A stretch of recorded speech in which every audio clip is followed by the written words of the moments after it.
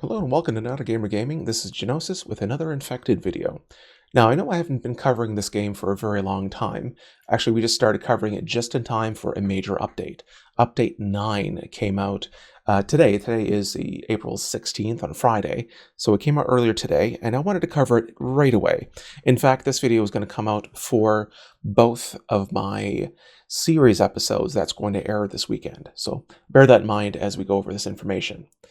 Anyways, I don't want to babble on too much. I want to get right into it and show you the biggest differences and major changes that have been in this update. First off, you'll notice that in the entry screen, there's a lot more settings. For the American friends, we have an option to select Fahrenheit now. Also, we have an option to adjust stats depletion from slow, normal to fast. So this controls such thing as thirst, carbs, proteins, that type of thing. So if you want to play a more relaxed game that's less on the survival, or you want to be rushing around trying to keep yourself hydrated and fed, that is your option here. You can also enable disable head bobble if that bothers you. Now we have advanced settings. Now, you have explicit granular control of all the animals, how much health they have, the damage they do to you, and the yield of meat they have. As well, we have the Vambies settings. We control how much health they have, a wide variety of settings, from super easy to awful, to the amount of damage, to absolutely devastating. 100 damage is probably going to be a one-shot unless you've amped up your health from eating good food. Yeah, so these are some really great settings. This gives you a lot of control from your experience. If there's something you don't like, they give you the ability to change it. One of the more pleasant changes was the storage crates now have the ability to have labels.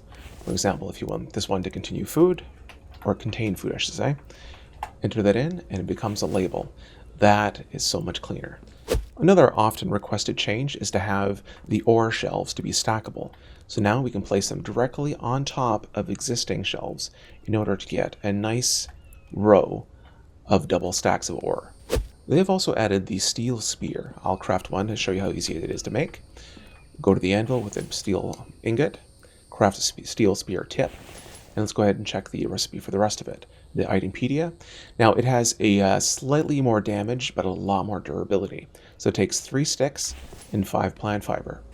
So 1, 2, 3, and 5 plant fiber. 1, 2, 3, 4, 5. All right, let's head to the advanced workbench.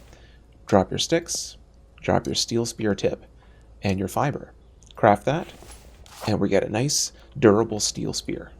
Well, now oxygen exists. Normally you can go under the water and stay there indefinitely while fishing, but now you have an oxygen bar that limits how long you can be underwater before you start taking drowning damage.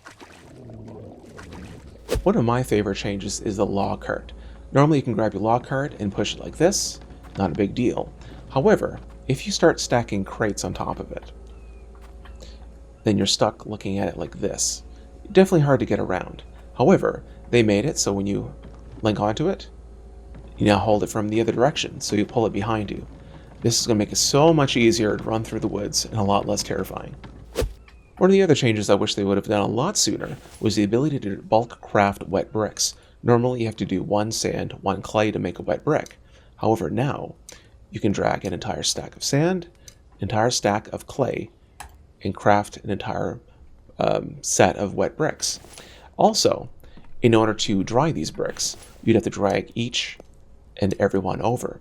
However, if you hold Alt and right-click, they now automatically stack in and automatically stack out. One of the other changes is Vambies, they can now dodge melee attacks. Now, a little more dangerous for them.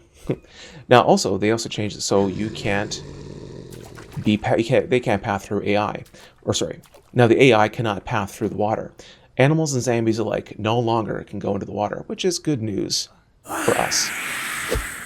2 new blueprints have been added. So if you collected absolutely everything, there's 2 new blueprints that will now make it more restrictive, so you can't build it right away.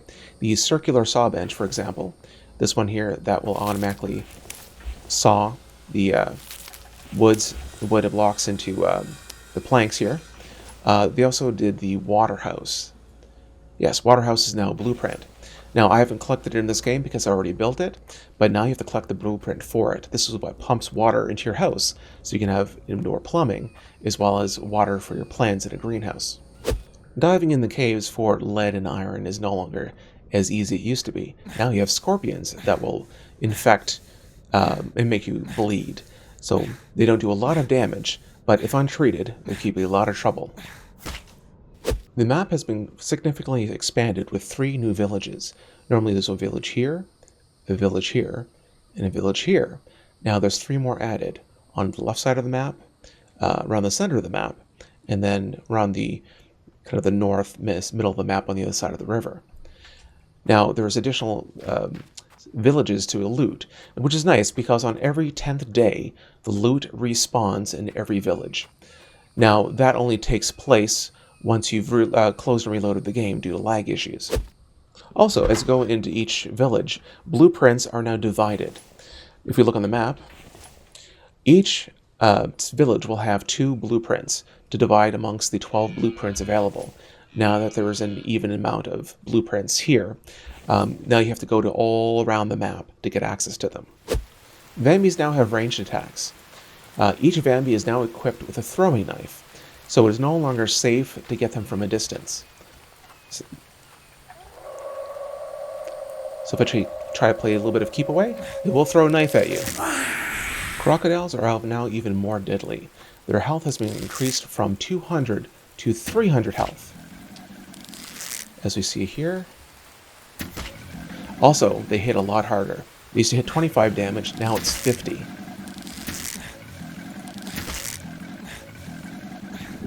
Falling damage has now been added, so you can no longer coast off cliffs and not expect some damage. In addition to fall damage, you can also break your leg. Ow! As we did right here. Now, with that in mind, splints have now been added. I believe it's under Itempedia. Gosh, where did they put that? Others. There we go. Splint. It takes 2 sticks and 5 plant fiber. So 2 sticks, 5 plant fiber, creates a splint. Now you can treat it the same way you treat with medicated bandages. Now we can run at full speed again. Now this one isn't as easy to illustrate, but the inclines that zombies can run up have changed significantly. Normally, they were able to run up a 95-degree angle, which is, well, pretty much straight up. That's been reduced to 55 degrees, as opposed to the player, who can only run up at 45 degrees, so you can't escape. Alert ranges for animals have been reduced by 50%, making it a little easier to get those animals by surprise, without having to be a sniper, though it doesn't hurt. When it comes to placing spike walls, placing it is now a lot more forgiving. You can pretty much put them anywhere now, which can be extremely handy for some unorthodox bases. Now, an honorable mention to some of the changes are bears. I actually spent some time running around looking for a bear, and I couldn't find one for an example. But take my word for it, they are harder now. There's an extra 100 health. They're normally 200. Now there are 300 health bears running around, and they hit for an extra 15 damage. Normally they hit for 20, they now hit for 35. So they'll kill the average player in about 3 or 4 hits, so keep an eye out for bears. One of my favorite minor bug fixes is when you're firing at a target with your arrows, and you have an arrow stuck in them, you can keep firing, otherwise it keeps preventing you from firing because you're trying to pick up or interact with the arrow. But now you can keep firing. Well, if you're not being chewed on.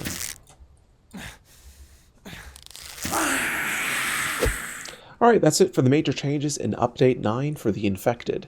It is by far not a perfect game, and it's still in early access. However, it is frequent updates such as these that makes me feel more at ease for the future of the game.